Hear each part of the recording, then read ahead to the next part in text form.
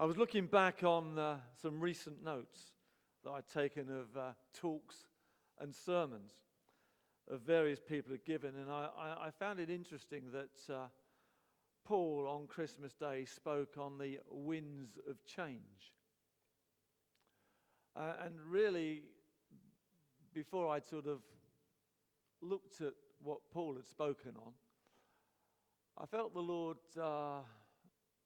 telling me, sort of, not this last week, but the week before last, that I was to speak on the facing the challenge of change.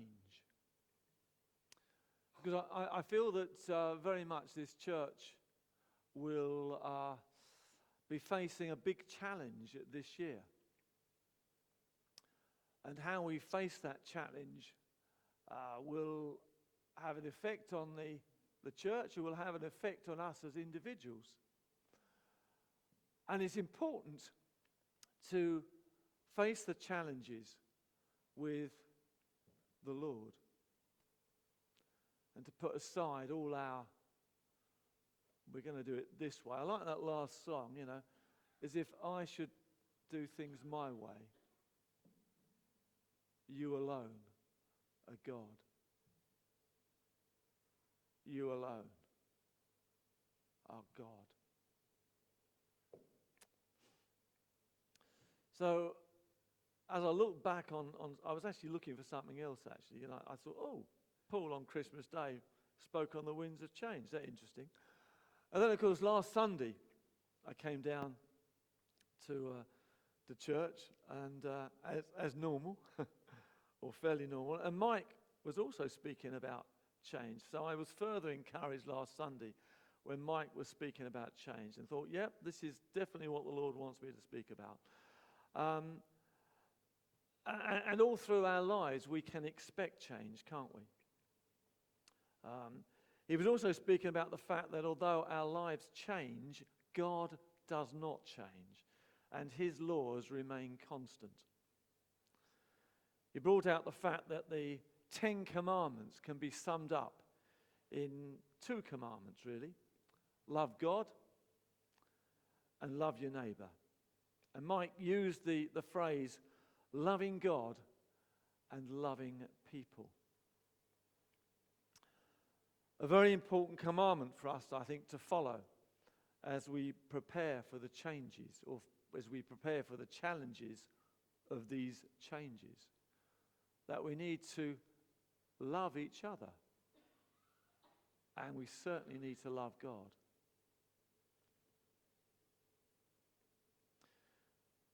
Changes to our way of life are fine so long as we know the path that we are supposed to take. And finding that path which the Lord wants us to take can be quite a problem sometimes. Which way does he want us to go down? Is it this route, or is it that route? And there can be a number of reasons why we don't get an immediate answer to our question. And we do come before the Lord, and we expect an immediate answer, don't we? Lord, I've got this problem, and where do I go? I've got a job offer. Do I take it or not? And we don't seem to get an answer. And perhaps sometimes the Lord is wanting us to trust him more. And maybe testing our patience. Perhaps that's what we need, a bit more of, patience. Do you remember Abraham, who waited many years for the son that God promised him? He'd basically, you might have thought he'd given up. I'm sure Sarah had, because she just laughed when the guy came and said to Abraham that at this time next year you're going to have a son. She was well past the age of childbearing. And perhaps there's an area in our life that the Lord wants to deal with, and in this respect it can be helpful to carry out a rain check. And sometimes we need to come together as a church as well to sort of see what the Lord is saying to us. So we need to sometimes come as individuals to see what the Lord needs to do in our lives, and we need to come together as a church to see where the Lord is leading us, and to see what he might bring up and show up.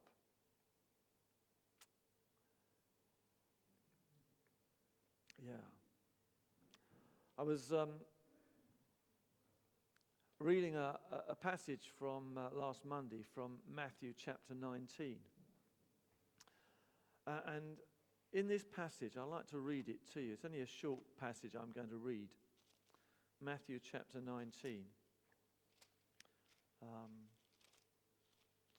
read from verses 16 to 22. It's about the rich young man that came to Jesus.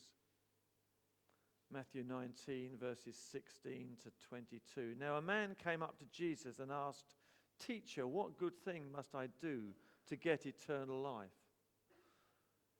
"Why do you ask me about what is good?" Jesus replied. "There is only one who is good. If you want to enter life, obey the commands." "Which one?" the man replied. Jesus replied, "Do not murder. Do not commit adultery, do not steal, do not give false testimony. Honor your father and mother, and love your neighbor as yourself." "All these I have kept," the young man said. "What do I still lack?" Jesus answered, "If you want to be perfect, go sell your possessions and give to the poor, and you will have treasure in heaven.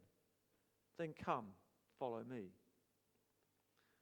When the young man heard this, he went away sad, because he had great wealth. There's 3 commands there that I want us to have a look at. And those commands are in fact found in verse 21. The first one is go. The second one is sell. And the third one is give.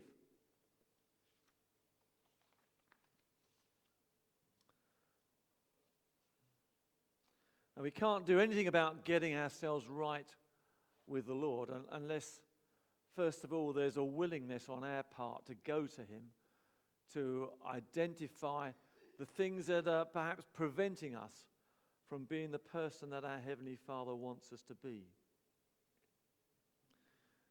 These are usually things that get in the way of our walk with the Lord and are keeping him from being number one in our lives.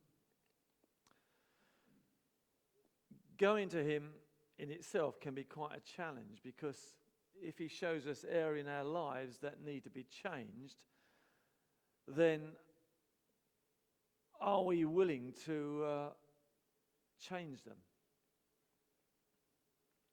Or do we sort of put a hold on it? Well, not yet.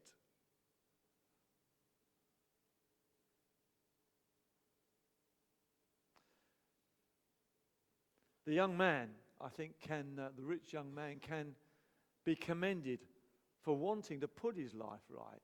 He realized there was something in his life that was missing, and he wanted to put his life right. So give him a clap for trying to put it right and going to the Lord.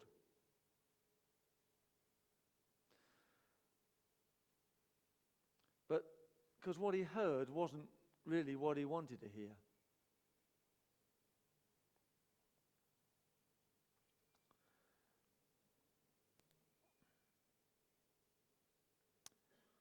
He wanted to be good, if you like, but not righteous.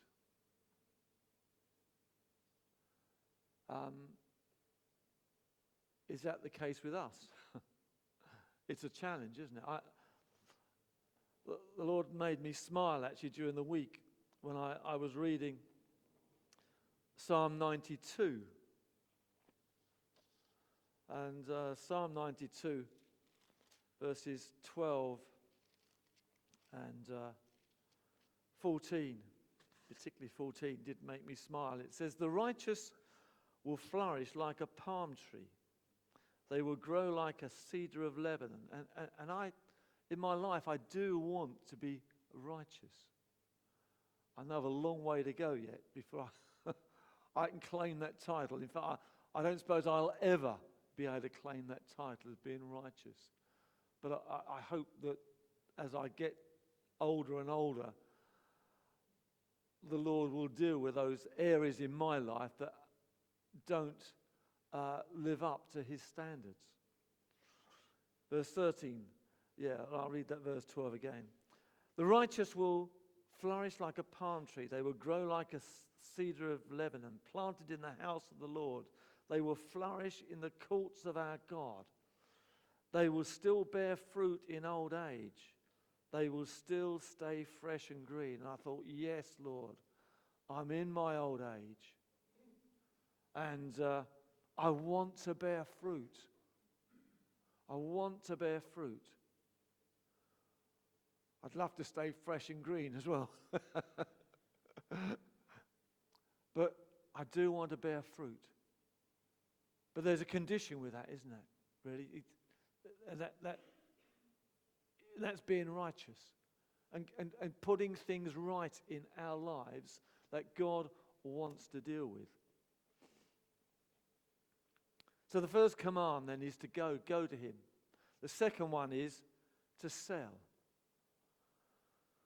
The second command is sell. Or in other words, get rid of whatever is preventing Christ from being the Lord of our lives.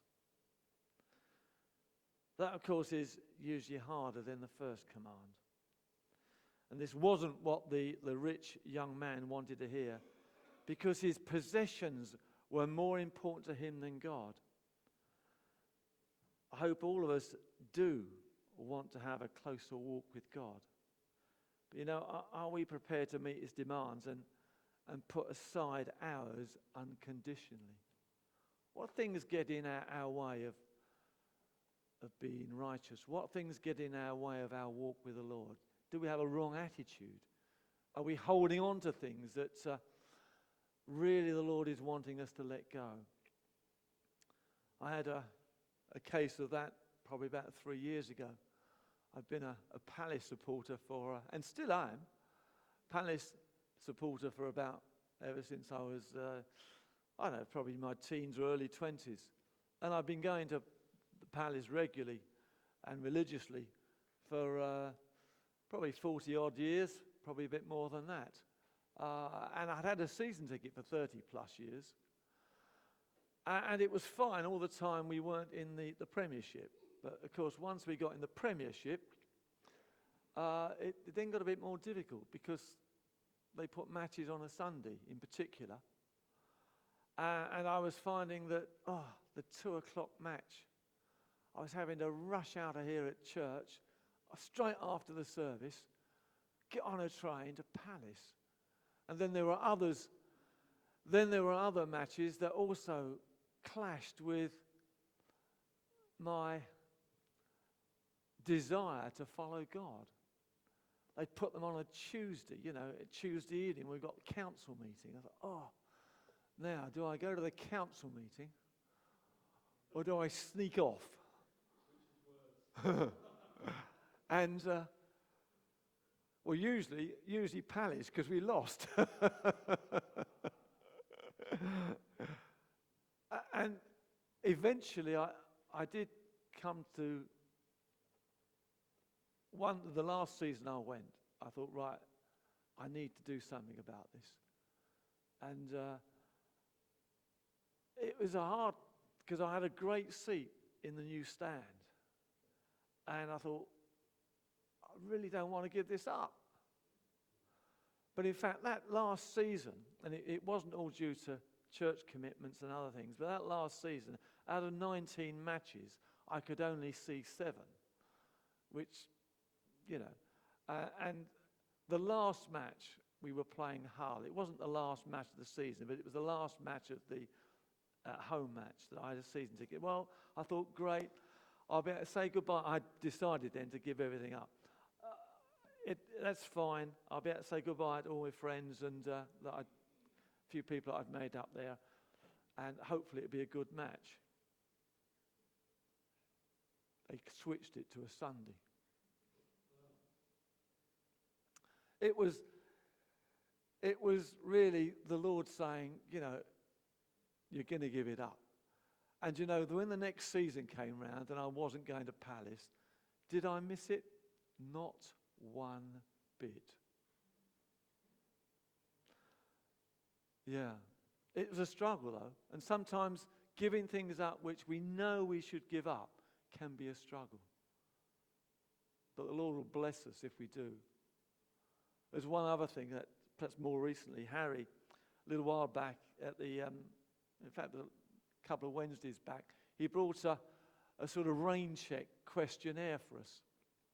And one of the questions that you had to mark yourself out of 10, how good you were at doing it, and the one that challenged me was digital devices. How much time do we spend on digital devices glorifying the Lord? Well, not a great deal, I suppose. And then there was one in particular which I've been challenged about giving up, really. I play a game on a laptop that I try and play only once a day, but it takes sort of 15 to 20 minutes to play. And sometimes I manage to only play it once a day. Other times, particularly if I lost, maybe 2, maybe even 3 times. And then I think, wow, I've wasted a whole hour of today playing this game when I could be really doing something else. Just seeking the Lord, about where I'm going in my life. And I said, okay, Lord, I'll stop this. It was a struggle for the first 2 days, but I haven't noticed it since. And this is the Lord wanting us to get our priorities right. Selling off the things that we don't need. Priorities are something that we need to look at very carefully and spend time with the Lord. What's hindering our walk with the Lord and stopping us as individuals from Him carrying out our plans, rather His plans, not our plans, His plans, and also carrying out the plans for this church in Whyteleafe? The third command then is that the Lord tells the rich young man to give. That was the third command, to give. To give the money that he'd received from his possessions to the poor. What was his reactions to this? Well, he went away sad because the one thing in his life that was more important to him than anything else was, of course, his riches. What comes first in our lives? Is it ourselves? Or is it God? Is it others? This was part of what Mike was talking about last week, loving God and loving others. And if you and I want to make a difference in our locality, it's very important to love others as well. And we certainly need to love others.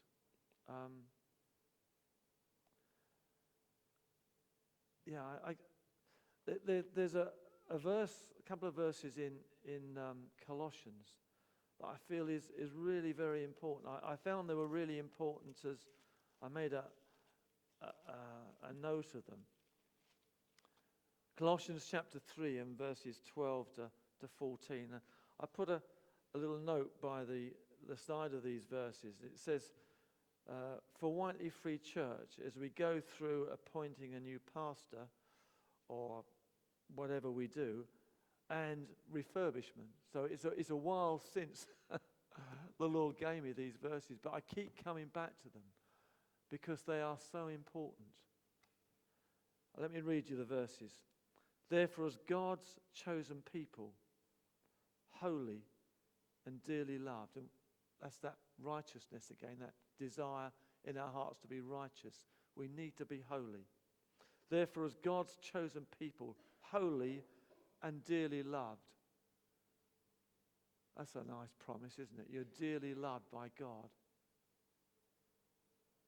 Dearly loved. Clothe yourself with compassion, kindness, humility, gentleness and patience.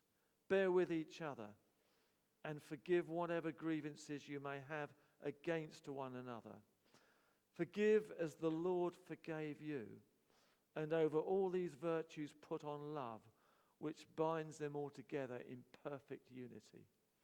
We as a church need to grasp those verses, I believe, and take them on board. And that will enable us to get out into the community and to get the community, or rather to love the community as well. There's a big need out there in that community. There are people dying every day, going to a lost eternity. Let's see if we can get out there and scatter a few seeds. Do you remember? Mike was scattering seeds everywhere, much to Jules' annoyance. But he did clear them all up. I've not found one sort of corn left. It's very good, Mike. I'm impressed. And Martha as well, yeah. So, but we need to get out of our comfort zone. And I think that too is something what Mike said last week. We need to get out of our comfort zone. Just simple little things, you know. How about sort of carrying a little booklet about how to know Jesus, or just carrying a card about the mother and toddlers group. And when you see someone with a child, oh, hello. Do you know we have just explain to them where we are and that we got a mother and toddlers group on a Wednesday. Just share. You don't have to talk about the Lord. Just try and talk to people about what we can do for others, what we can do for them. We need to get out of our comfort zone, people, and let's take these 3 commands on board and see what the Lord has to say to us this week on them and work through them as well. What were those commands? Go, that was the first one. What was the second one? Sell. And the final one was to give. And we need to reflect Jesus in our lives. Give out our testimony. Share with people. How can we help them? How can we help them? I mean, I'm challenged by when people say, you know, I've got this problem, I've got that. Well, just say, would you like me to pray with you? That in itself is a challenge. Would you like me to pray with you? If you get a no, okay, don't pursue it. Let me leave you with that challenge.